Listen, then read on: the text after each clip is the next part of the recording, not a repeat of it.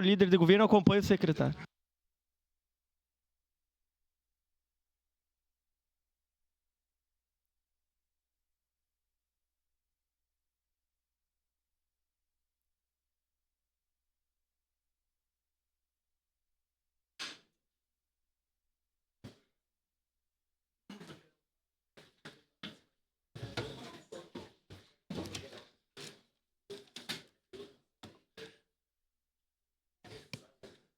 Muito bom dia a todos.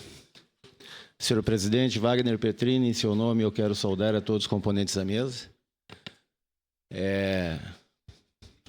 Vereador Daniel Santos, nosso líder de governo. Em teu nome eu quero saudar a todos os demais senhores e senhoras vereadores aqui presentes. E agradeço imensamente essa oportunidade de podermos trazer algumas informações acerca das discussões geradas aí recentemente, já nem tão recentemente, né? Acerca dos atos de fiscalização de segurança, fiscalização de comportamento no trânsito em nosso município. Eu não posso, de maneira alguma, deixar de saudar a ilustre surpresa que eu tive hoje aqui de encontrar meu chefe Jovir, titular do CFC Santo Antônio, um homem com uma experiência de 50 anos em segurança no trânsito, educação para o trânsito, uma vida inteira dedicada a isso, uma experiência que vale a pena ser conhecida, recomendo a todos, não somente o Jovir, mas a família toda, né? A Marta, o Gustavo, enfim. Tem aí meu colega Beraldo, Carlos Beraldo, Escola Pública de Trânsito, já desde 99 também, igualmente, dedicando o seu trabalho, o seu conhecimento em prol da segurança no trânsito. E quando falamos trânsito, meus amigos, a gente trata isso a vida inteira. Eu, pessoalmente, 31 anos. E diante de tanta coisa que a gente vivenciou, tanta coisa que a gente viu, tantas práticas executadas no mundo todo, buscamos conhecimento e nos obrigamos a trazer aos senhores e senhoras legisladores aqui do município algumas informações consideradas importantes.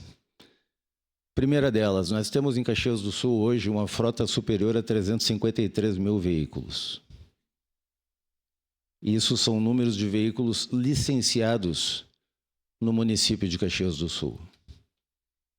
Nós temos uma estimativa que de 10% a 20% é superior a isso, porque temos uma frota flutuante de veículos licenciados em outras unidades federativas. Outros municípios. Simples verificar veículos de empresas de locadoras, raros são licenciados aqui no município ou aqui no estado do Rio Grande do Sul. A imensa maioria é Minas Gerais.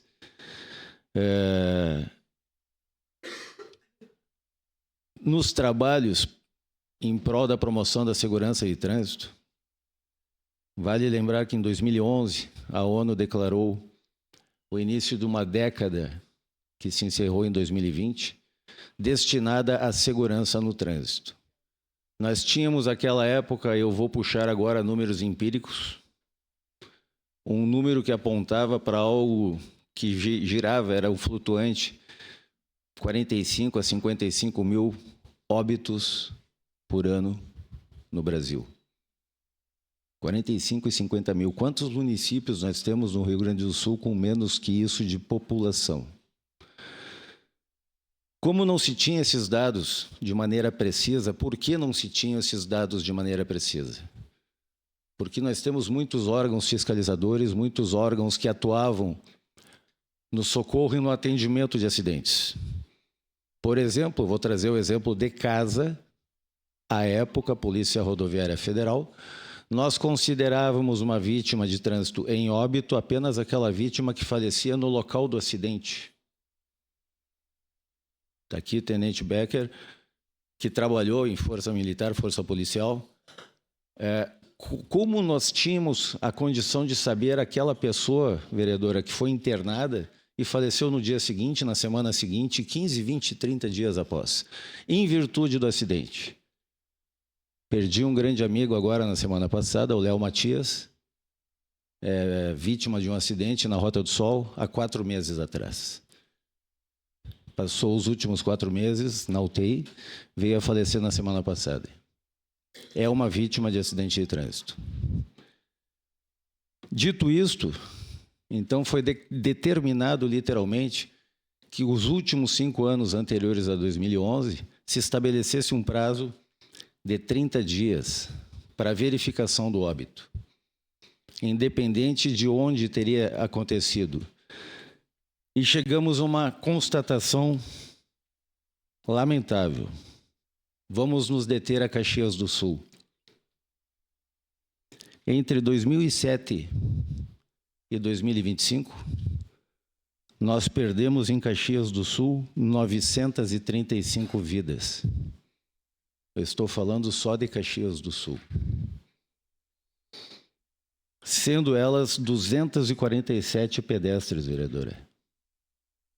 247 pedestres, de crianças a idosos,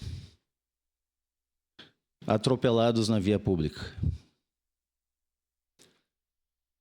Temos um dado estarrecedor do nosso município. 2024, acidentes que não resultaram, felizmente, em vítimas, lesões ou óbitos. Atendidos pela fiscalização de trânsito em Caxias do Sul, 3.690 ocorrências que resultaram danos aos proprietários dos veículos ou bem público, seja lá o que for. Esse número é extremamente baixo. Girou em anos anteriores acima dos 6.500, 5.500. Por que baixou? Porque temos uma gama muito grande de atendimentos online hoje. O cidadão se acidenta e, através da delegacia online ou até através da declaração de acidente de trânsito eletrônica que nós mesmos implantamos aqui em Caxias do Sul, faz a declaração do seu acidente com fins de seguro, coisa e tal, e isso não aparece. Ainda assim, 3.690. Um dado mais impressionante. Entre 2020 e 2023, eu já esclareço o porquê desse lapso temporal. SAMU. Quando que nas discussões que envolvem segurança no trânsito, ou melhor, fiscalização, se consultam informações de órgãos como SAMU, bombeiros, pronto-socorros, médicos emergencistas, profissionais de pronto-socorros. Pessoas que tratam das pessoas. E pessoas que tratam das pessoas no pior momento, que envolve o trânsito, que é quando ela se envolve na ocorrência e se torna vítima dessa ocorrência. SAMU, entre 2020 e 2023, socorreu 906 vítimas de atropelamentos em Caxias do Sul. Somente em 2024, até o mês de maio, estou certo, Beraldo? SAMU? Junho. Todo ano, 24, 206 atropelamentos. Isso atendido pelo SAMU aqui, vereador, aqui em Caxias do Sul. Pois bem, dito isto, nós partimos ainda em 2021, por determinação do prefeito Adiló, para busca, eu, juntamente com o secretário Paulo, de Segurança Pública, do cercamento eletrônico no município de Caxias do Sul. Fomos conhecer outros municípios. Estivemos presencialmente em Santa Maria, porque tinha-se à época a informação de que era uma referência no estado do Rio Grande do Sul. E nós passamos a ser agora. Buscamos a implantação do cercamento eletrônico. E por que eu falei dessa informação do SAMU entre 2020 e 2023? Porque foi aí que se viu a necessidade de uma intervenção mais forte com relação à segurança no trânsito, em um dos tripés da segurança do trânsito. Um dos 3 Es, entre engenharia, educação e esforço legal. O esforço legal é justamente a ação da fiscalização. Quando eu falo fiscalização, eu falo a fiscalização em qualquer das instâncias, estadual, municipal, federal. Implantamos em Caxias do Sul, então, o sistema de monitoramento, cercamento eletrônico e também a proposta de fiscalização do excesso de velocidade. Esta que é uma das principais causas dessas vítimas que eu narrei aqui. Um dos principais atos responsáveis por essas vítimas que eu narrei aqui. Ouvi muitas coisas e eu compreendo divergências de opinião, é natural, que o acidente ocorreu no semáforo porque alguém não respeitou o sinal vermelho, certamente, não tem a menor dúvida. Mas a gravidade do acidente foi causada pela velocidade.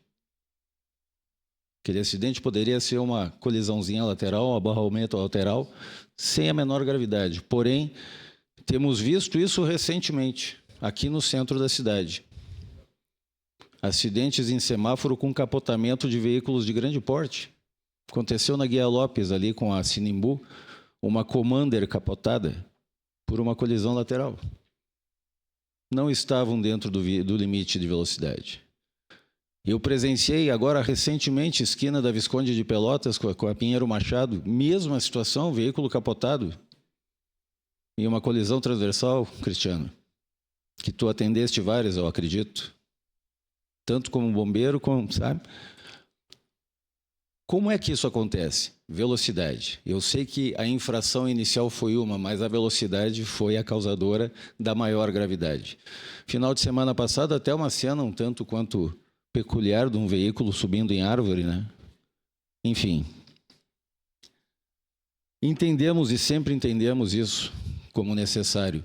Desde lá de 2011, quando trabalhamos e muito no desenvolvimento da década de ação contra a violência no trânsito, e felizmente isso produziu resultados, porque nós chegamos no país quase a atingir a meta, que era de reduzir em 50%. Salvo engano, em 2020, eu estou falando de modo empírico, porque eu trabalhava muito nessa área, baixamos para algo em torno de 32, 33 mil óbitos. Algo que se aproximava lá no início de 60 mil. Como é que se contam, como é que se enumera as pessoas que não morreram em virtude das nossas ações?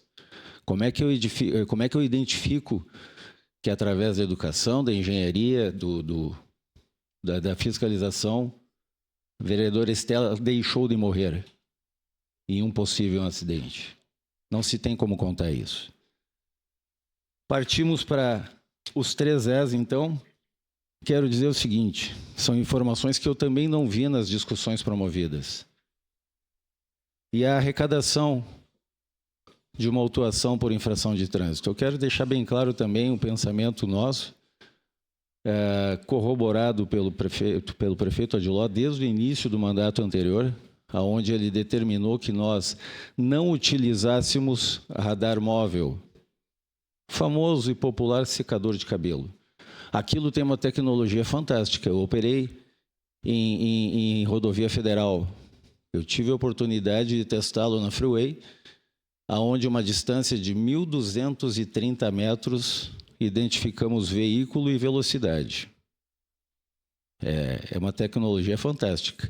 E é usada em quase que todo mundo, certo? O prefeito nos determinou que não utilizássemos isso na cidade, porque, de fato, não era a finalidade.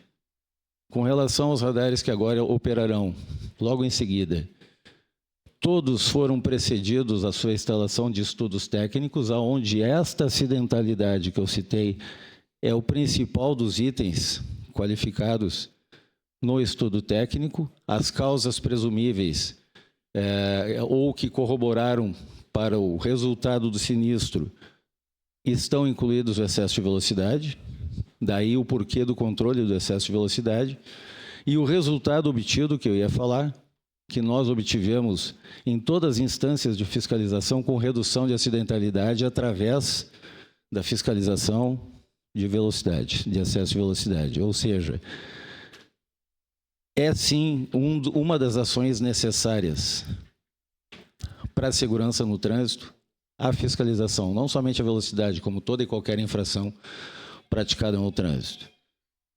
E muitos nos questionaram, e o recurso? Eu quero deixar claro que a fiscalização de velocidade por atribuição municipal, como é o caso desses equipamentos instalados pelo município, a todo o recurso oriundo do pagamento de autuações lavradas pelo cometimento de infrações, ele retorna ao município como verba vinculada, destinada ou à segurança no trânsito, ou à engenharia de tráfego, ou à fiscalização viária.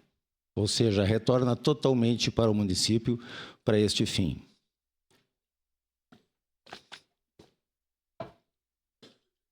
Pode ser usada na recuperação viária? Deve. Não pode. Deve. Embora esses recursos não são tantos. Nesses meses em que temos equipamentos operando, porém sem a emissão de autuações, verificamos que varia entre 0,9% a 1,3%, 1,4%, depende. O número de veículos que passa acima dos limites estabelecidos. Ou seja, eu falo com alegria, Jover, que em torno de 99% dos nossos motoristas estão tendo um bom atendimento lá no CFC, porque estão respeitando os limites de velocidade. Isso é bom, é um ótimo sinal. Porém, tem alguns que, além de desrespeitar, cruzam pelos equipamentos a 140, 150, 160 quilômetros horários numa perimetral da cidade.